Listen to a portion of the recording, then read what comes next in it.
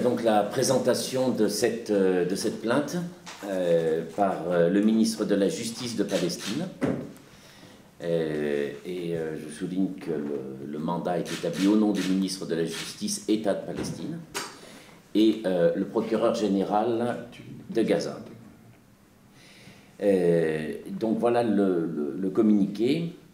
Monsieur Salim Al-Saka, ministre de la Justice de Palestine, et monsieur Ismaïl Jabre, procureur général de la Cour de Gaza,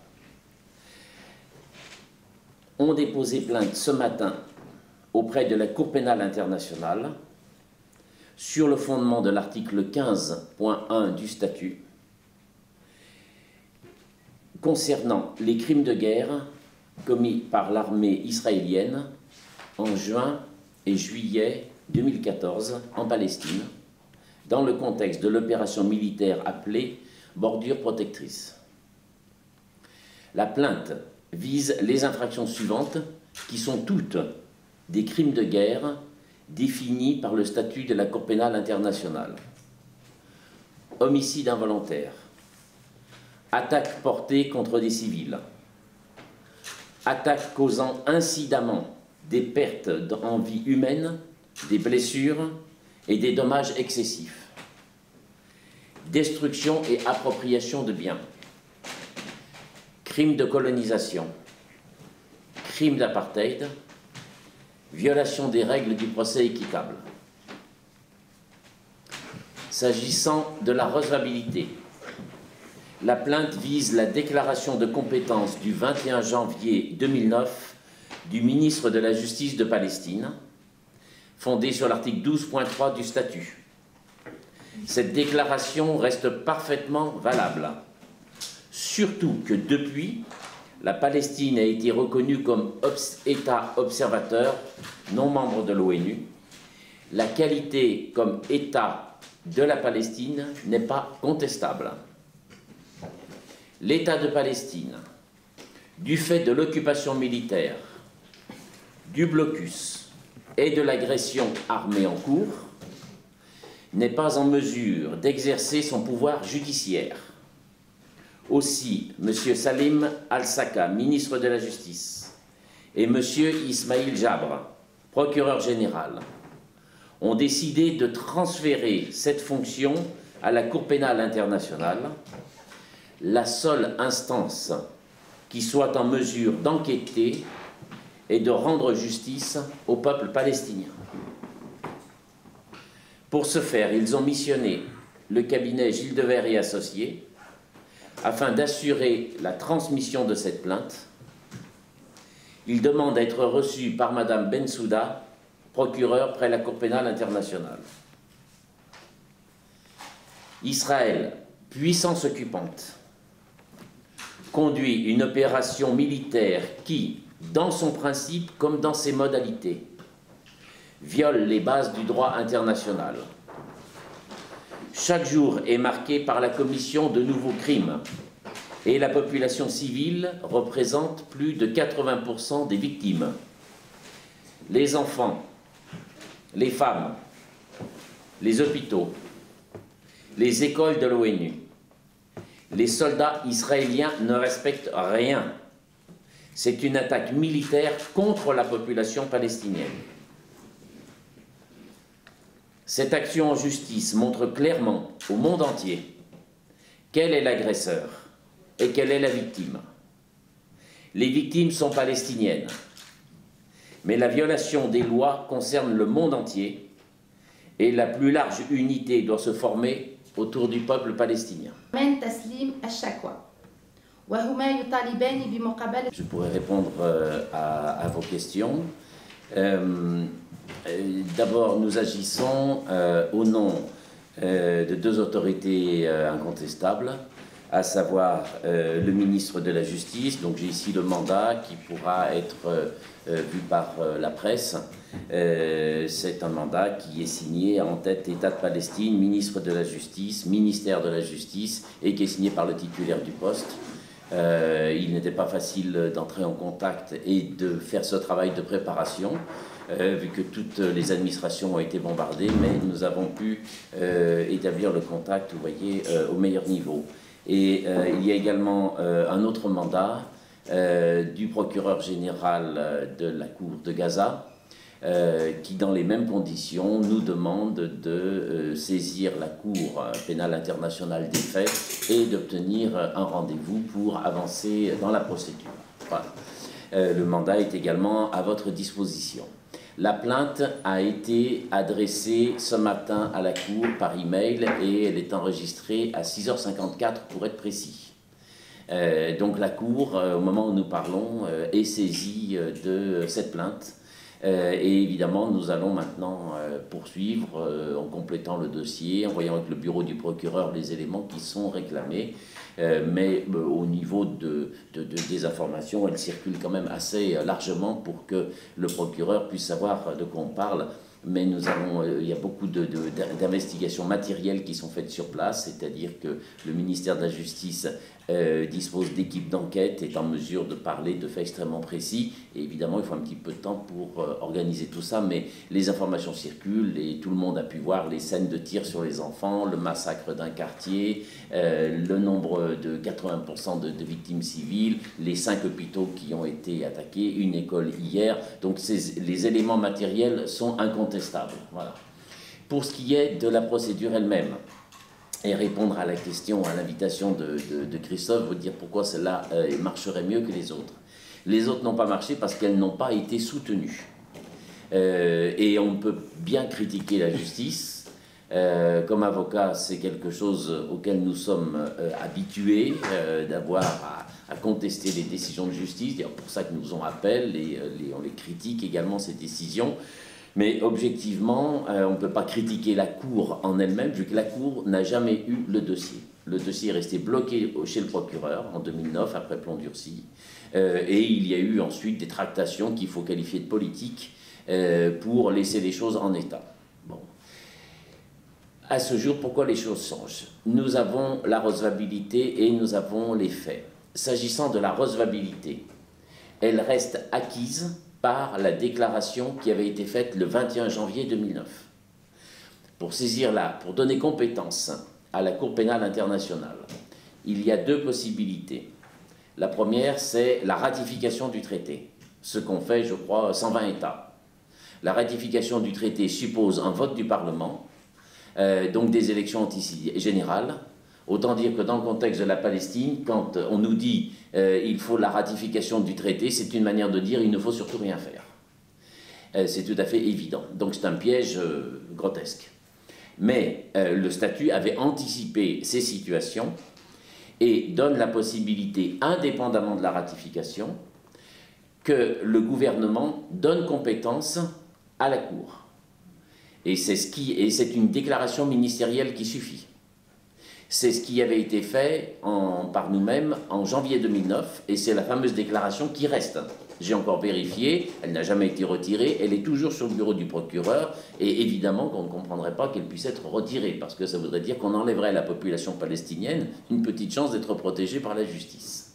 Cette procédure, quand elle était un peu neuve, quand on l'avait faite en 2009, depuis, elle a été pratiquée par d'autres États, notamment l'Ukraine, il y a peu de temps. Donc c'est une chose qui marche. Donc la déclaration de compétence n'est pas la plainte. C'est en quelque sorte la piste d'atterrissage et elle reste. Et dessus, on peut apporter des éléments. Ce qui fait que nous n'avons pas à ce jour à apporter du neuf sur la recevabilité parce que nous nous fondons sur l'acte de janvier 2009. Pour ce qui est des faits, c'est une dénonciation de faits adressée au procureur. Un peu comme en droit français, si vous déposez plainte auprès du commissariat. On voit des événements, on peut être victime, on peut être simplement témoin. Et on informe le procureur en lui disant « donnez suite ». Donc c'est exactement ce que nous faisons. Nous le faisons avec un exposé historique complet pour dire « voilà, là, ce qui arrive n'est pas simplement un élément circonstanciel, c'est lié à 60 ans d'histoire ». Et nous le faisons en déterminant les qualifications juridiques par rapport au statut de la Cour et à la jurisprudence internationale. Ça occupe à peu près 10 pages de la plainte, qui en fait 40, pour démontrer qu'il y a vraiment les qualifications juridiques qui rentrent dans le statut de la Cour. La procédure, quelle est-elle? À ce stade, il serait une erreur de parler de mandat d'arrêt, de prison, de jugement. Nous voulons être très techniciens. Nous faisons avec le statut de la Cour et nous devons être extrêmement précis. Dans le droit français, mais je pense que c'est le cas dans la plupart des pays, un procureur décide de lui-même s'il donne suite ou non à une plainte. Vous saisissez le procureur, il vous dit je donne suite ou non. Pour la Cour pénale internationale, avec les enjeux diplomatiques, les enjeux humains qu'il y a, le statut a prévu une procédure complémentaire, c'est-à-dire que le procureur ne peut pas de lui-même ouvrir une enquête. Il procède à un examen préliminaire, voir s'il y a du contenu. Selon la formule du statut, il doit vérifier s'il est raisonnable de penser que des crimes entrant dans la compétence de la Cour ont été commis. Est-il raisonnable de penser que des crimes entrant dans la compétence de la Cour ont été commis à Gaza ce mois dernier? S'il l'estime, il doit à ce moment-là transmettre le dossier à une formation de la Cour pénale internationale qui s'appelle la chambre préliminaire. Et c'est cette chambre qui, dans un débat contradictoire, où donc peuvent intervenir les avocats des parties, statuera sur la déclaration de compétence de janvier 2009 et l'ouverture d'enquête. Voilà. Alors évidemment, nous avons des choses à dire sur les étapes qui suivront, mais pour le moment, notre effort est de convaincre le procureur qu'il y a suffisamment d'éléments pour saisir la chambre préliminaire qui va statuer sur la recevabilité et sur l'ouverture d'enquête. C'est ce qui était engagé en janvier 2009 et qui a été interrompu car le procureur n'a plus reçu d'informations ni de volonté d'aller en avant sur cette procédure. La procédure est donc repartie sur la recevabilité sur la base de 2009 et sur les faits, sur ce qui arrive actuellement. Voilà. La Cour est compétente en fonction du lieu où sont commis les crimes. Donc les crimes sont commis sur les territoires palestiniens, Gaza et Cisjordanie, vu qu'on vise également les rafles qu'il y a eu en Cisjordanie, les personnes arrêtées alors qu'elles n'avaient aucun lien avec le rapt des jeunes. Les faits ont lieu sur le territoire protégé par la Cour. Donc la Cour a compétence, même si les agresseurs, même si l'armée qui agresse, dépend d'un autre État qui n'a pas ratifié la Cour. Donc on n'a pas besoin du Conseil de sécurité, on n'a besoin d'aucune démarche de la part de l'État d'Israël vis-à-vis de la Cour. L'État d'Israël aura un choix à trancher, c'est-à-dire que nous espérons bien avoir rapidement, les événements vont en ce sens, la décision du procureur disant on ne peut pas rester dans cette situation, donc on va demander à la Chambre si oui ou non il faut prendre cette affaire. Et devant la Chambre, je vous ai dit, c'est un débat contradictoire, ce qui veut dire que la Palestine plaidera avec ses avocats et, si possible, le ministre de la Justice et le procureur, s'ils peuvent se déplacer à ce moment-là, ils seront présents. La partie adverse, qui est donc l'État d'Israël, pourra participer à la procédure. Donc ça sera à eux de faire le choix, qui est de dire « je méprise cette Cour comme j'ai toujours méprisé le droit international » et le débat se fera dans ces conditions, ou d'argumenter, et nous sommes évidemment prêts à tous les arguments qui peuvent nous être opposés dans de telles circonstances. Donc la procédure se suffit à elle-même, et on n'a pas besoin de l'onction de l'agresseur pour que les victimes demandent la justice. Est-ce que vous avez aussi le soutien de l'autorité de Ramallah aussi, ou c'est uniquement Gaza? J'ai le mandat que vous pourrez filmer ou prendre en photo, State of Palestine, Ministry of Justice, Minister of Justice. Il y a actuellement un gouvernement d'union nationale, c'est le ministre de la Justice du gouvernement d'union nationale qui donne mandat. Et la déclaration de compétence de janvier 2009 avait été signée par le ministre de la Justice, donc il y a un parallélisme des formes qui est parfait. Voilà. C'est l'État de Palestine qui dépose cette plainte ou le ministre de la Justice? C'est une distinction peut-être... Le ministre de la Justice a pour fonction de représenter l'État dans cet exercice. Donc juridiquement, c'est bien l'État de Palestine qui a saisi la Cour pénale internationale ce matin. Et c'est déjà l'État de Palestine qui avait fait la déclaration de compétence. D'autres questions? L'État de Palestine n'a pas ratifié ce statut de Rome pour l'instant. Non, il n'a pas. C'est pas nécessaire. C'est pas nécessaire. Là, il y a beaucoup de procédures qui se font sous l'angle de la déclaration de compétence. C'est-à-dire que on sait très bien, quand le statut est discuté, ça s'explique, hein, si vous voulez. Si vous voulez faire un traité de coopération commerciale ou autre, il faut le Parlement. Bon, là, on parle d'un État avec une agression extérieure ou des conflits armés internes, et il peut donc y avoir un pouvoir qui exerce, mais qui n'a pas toutes les possibilités d'exercice, qui n'a pas non plus de Parlement. Donc ce cas avait été expressément prévu dans le statut à l'origine, en disant, quand vous aurez un État qui se libère, par exemple, d'un occupant, ou d'un conflit armé, le nouveau pouvoir qui arrive en place depuis 3 jours a besoin de faire juger les crimes qui ont été commis. Et si on lui oppose de ratifier et de faire des élections générales, le vote ne se fera jamais, d'où cette procédure spécifique qui est celle de la déclaration de compétence. Elle laisse un peu plus de marge au procureur, d'où ensuite la nécessité de se faire autoriser par la chambre préliminaire. Du fait que nous sommes ce matin à 10h et que ce soir il y aura 30 ou 50 morts de plus, la réponse ne passe pas par des juridictions nationales, elle passe par une cour internationale. Voilà. Et nous voulons cette démarche du ministre est de dire qu'il ne faut pas de demi-mesure et que les rapporteurs spéciaux, le Conseil des droits de l'homme, les enquêtes, tout ça c'est très utile, mais en bout de course il faut dire les choses de manière carrée, c'est-à-dire s'il y a des crimes, ça se retrouvera devant la justice. Donc est-ce qu'il y a des crimes de guerre? Oui, la démarche elle est simple, la réponse à la violence c'est la justice. Toute l'histoire du droit international montre que le droit a été majoritairement l'arme des puissants. Que vous aviez d'abord les F-16, les tanks, et puis après le droit, qui disait la même chose de 3 manières différentes. Et donc, il faut analyser si c'est pertinent ou non. Voilà. Donc, ce que nous disons, ce que nous voyons, nous, et les autorités judiciaires le voient aussi, c'est que nous avons maintenant, ce qui n'était pas le cas il y a peut-être 10 ans, des outils juridiques qui permettent de retourner cette arme juridique contre les agresseurs. Voilà. Et d'utiliser le droit international pour les faibles contre les puissants.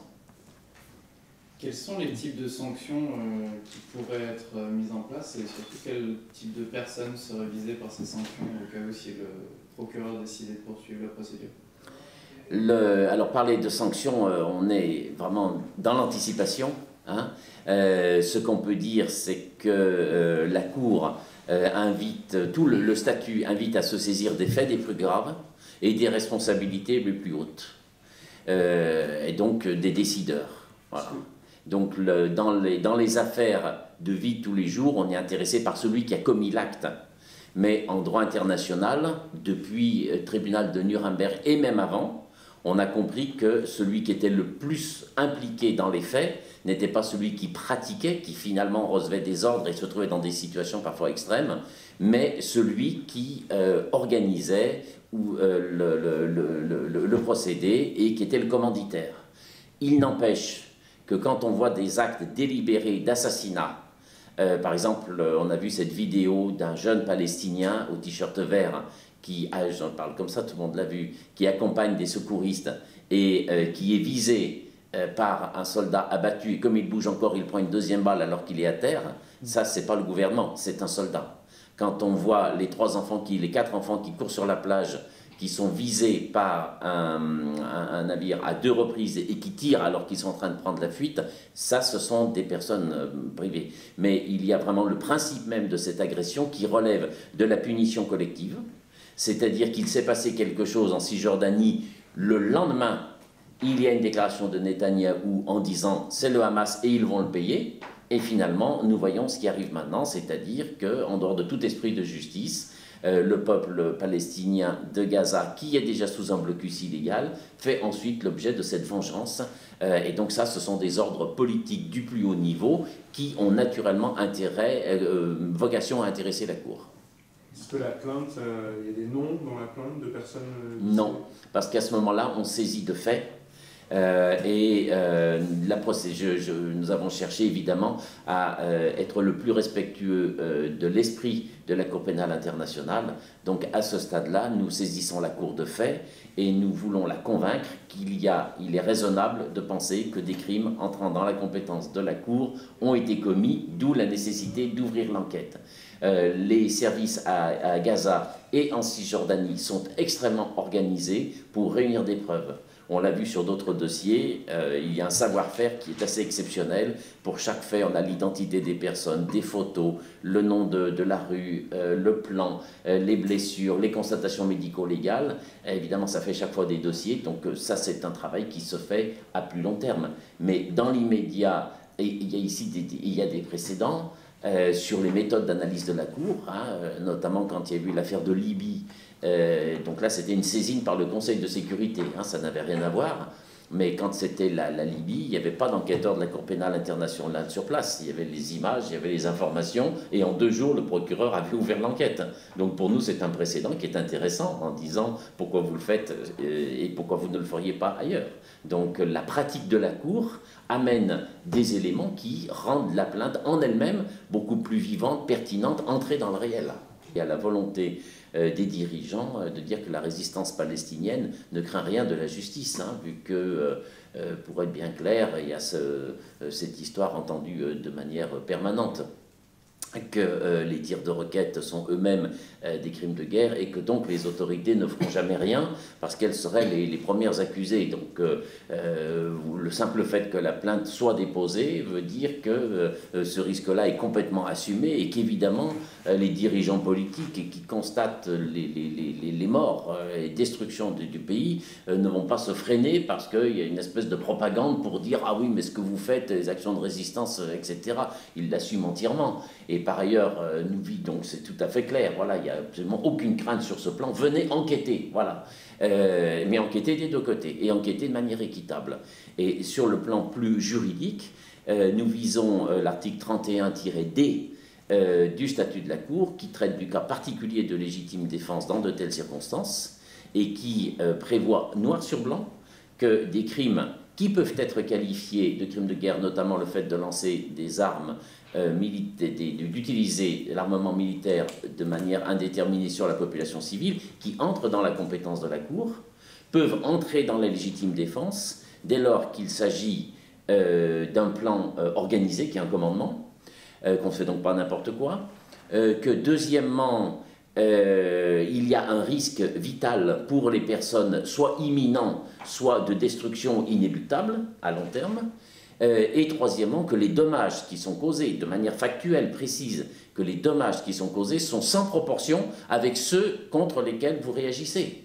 Or, ces roquettes ont beaucoup d'impact. On a vu que 4 éclats à tomber à côté de l'aéroport conduisaient à la paralysie de l'aéroport. Donc c'est une efficacité préventive qui est forte. Mais regardons les bilans. Regardons les bilans. Est-ce que dans le rapport, vous avez mentionné les armes type phosphore blanc? Est-ce qu'il y a eu des rapports comme quoi ces armes ont été utilisées pendant cette nouvelle opération à Gaza? On a aussi entendu parler des obus qui balançaient des fléchettes, etc. Oui. Est-ce que tout ça, c'est aussi... Alors, ça entre dans une des infractions qui est celle d'utiliser des armes, des armes, des procédés qui vont causer des dommages nécessairement excessifs à la population civile. Voilà.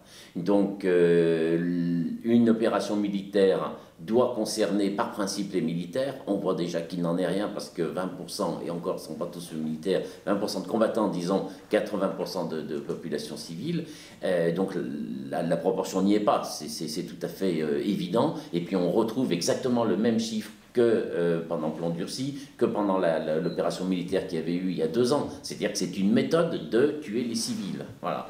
Et dans ce contexte-là, joue notamment, parce que ça c'est des références jurisprudentielles certaines, le fait d'utiliser des armes ou de choisir des moyens d'action qui vont créer des souffrances inutiles à la population civile, ce qui est tout à fait clair. Donc évidemment que ces éléments seront investigués, mais pour le moment, on est encore une fois sur l'opportunité d'ouvrir l'enquête. Les équipes sur place réunissent beaucoup d'informations.